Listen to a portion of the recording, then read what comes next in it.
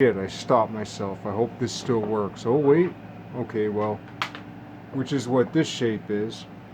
This might have to be a second video on the same subject. I accidentally pressed the wrong button, but if we collapse this shape to this shape, so then we're transferring from a Cartesian to an affine geometry with a specific angle, which would be somewhat like collapsing from a Pythagorean to from the Pythagorean theorem to the Ptolemaic theorem.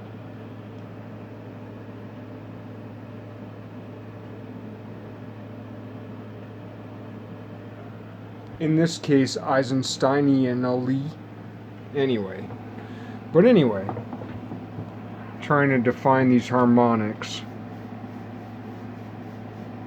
Never mind these other rectangles that come up. Never mind all these other ratios.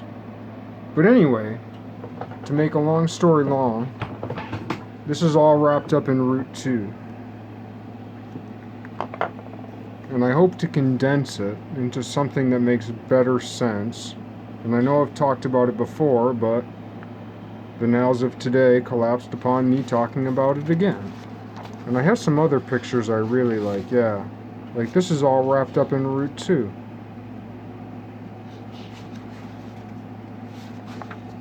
I have another one somewhere.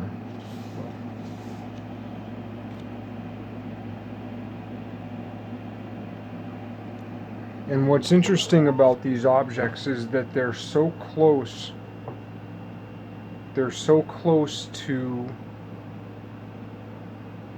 nothing. They're so close to 1. They're such small numbers. We're dealing with numbers smaller than 3. And not very many of them. And yet they're so beautiful. So when we're talking about a gigabyte, when we're talking about a terabyte, that's like a gazillion of these things. How can you talk about a gigabyte or a terabyte when you can't even talk about the number 3? And I'm speaking to myself. But I'm also speaking to you, some of you. Some of y'all can speak to those big numbers. And I can't imagine what you can imagine. I can't even begin to imagine what you can posit. Never mind imagine.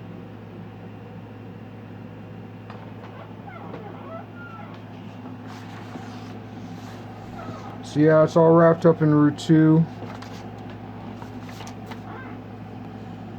I think I came to the, I finally I figured out some of this in the plane, not yet 3-dimensionally,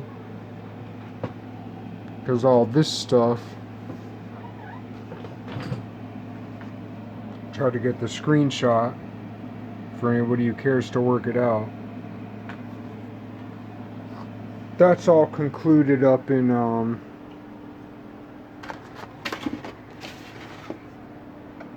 I really like that cutout. It accidentally refers to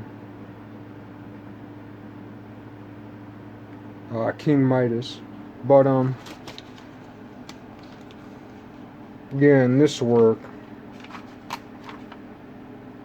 which is still all wrapped up in root 2 because the square root of I is still wrapped up in root 2 because you're dealing with root 2 over 2. But anyway, this whole page in a plane fixes the problems I had with this here, which I worked on several years ago. But it doesn't work it out. It doesn't work it out in 3 or 6 dimensions. So I know I'm not speaking to root 2. I know I don't know what I'm talking about. But I know I've put a lot of work in to trying to figure it out. And I know I've put a lot of work in to numbers less than 2. Less than 3. Most math I've done has to do with numbers between 1 and 3. And I've put some work in to numbers below 7 in diameter, so below 15. I can't say I've ever worked on anything up to even as high as 100. So when we talk about like computers and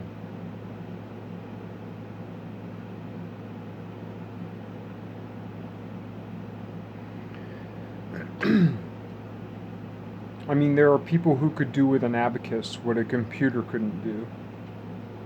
And there are people who can do with their minds.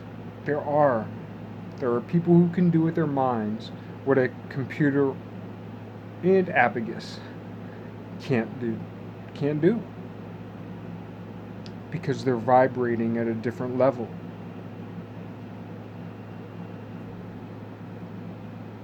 I think that's all I really wanted to get to today. It's not a demonstration, it's not a proof, but it's a small amount of anecdotal evidence that at least I've put the work into root 2. And of course I've also already spoken of this image and how the root 2ness, because if this is a square 1 by 1 by 1, then this root 2ness doesn't exist if only the tetrahedron exists in this object. If only the tetrahedron exists in this, or tetrahedra exist in this object, and the octahedron exists as a vacuity, then root 2 does not exist, which is corresponding to Pythagoreanism.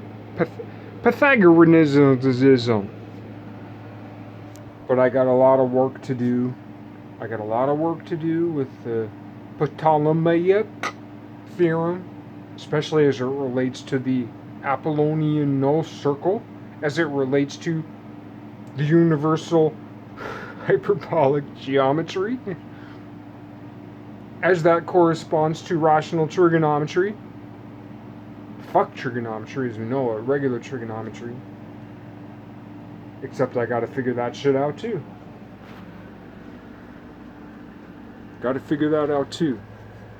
It's also worth noting that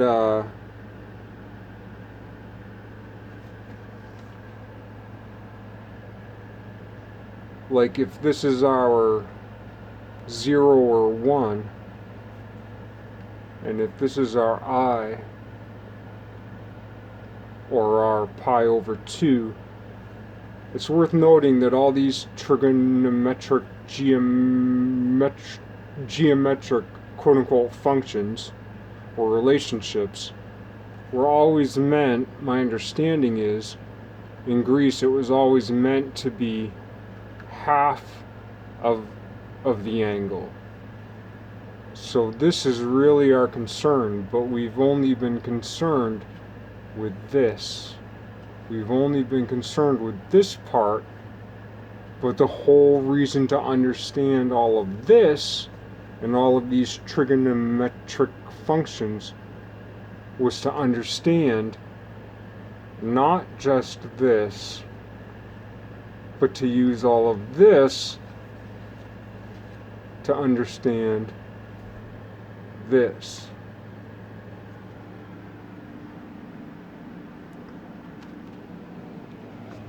That's my understanding. I know it doesn't make any sense. It doesn't make any sense to me. But that's what sticks. And the nows of today collapsed upon it. So I did it. So, in one sense, good for me for being willing to show myself being so dumb. And yeah, on the other sense, bad for me for not understanding.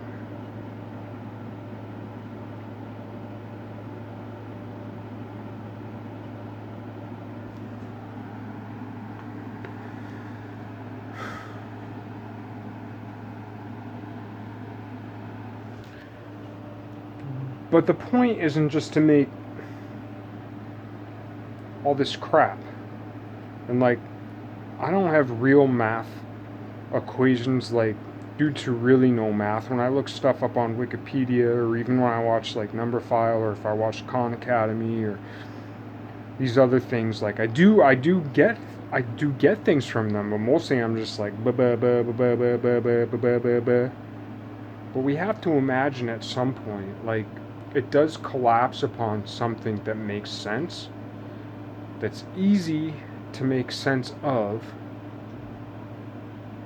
and at some point we can imagine that, like, 95% of math as we know it, master's, PhD level math, can just be fucking thrown out once we actually get to what it is. It's like all those old maps back in the day. Never mind the new maps, but it's like all those old maps, and they're all kind of wrong and kind of right. You know, that's where math, that's where knowledge, that's where language is. It's not quite right. Everything's all fuzzy, the line, everything's, all this shit with topology, that's great. But the thing with topology is like, yeah, you manipulate this, you manipulate that, you can do all these things with these topologies, but at the end of the day, there is a one topology. There's one topology, at least at every moment. And there's a governing geometric principle beneath that topology. And there's one. And that's where we need to get to. So,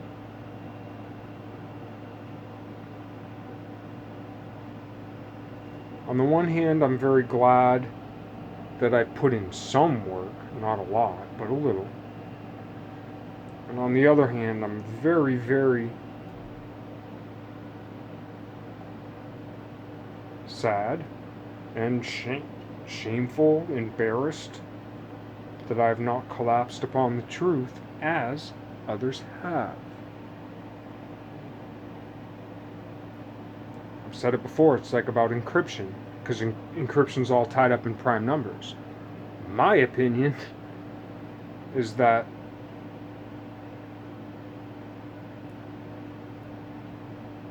a formula for the nth prime number was discovered at least so far back as the 1400s, if not the 1400s BC. But my gut feeling is that in the 1400s, in the Underground Railroad, a formula for nth prime number was already created. It's already figured out by some. Okay, that's it. Hope you're having a good day.